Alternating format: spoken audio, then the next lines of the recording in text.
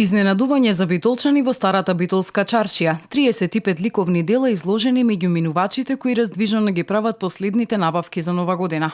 Го гледат малиот битолска Монмартр 2 дена пред почетокот на новата година, 16-та поред, кога одбележуваме јубилеот, 35 година мал битолски Монмартр, да видат граѓаните на Битола дека малиот битолски Монмартр во секое време може да се представи дали врнежливо со снег, сончево и така натака, меѓутоа денеска не постижи среќата времето, ни уште во ранни утрински часови се подготвуваме на овие штафелај да ги поставиме. Според Хаджи Антоновски, овие дела се магијата на малиот битолски Монмартр, на детското ликовно творештво, на најдоброто што едно дете може да го направи.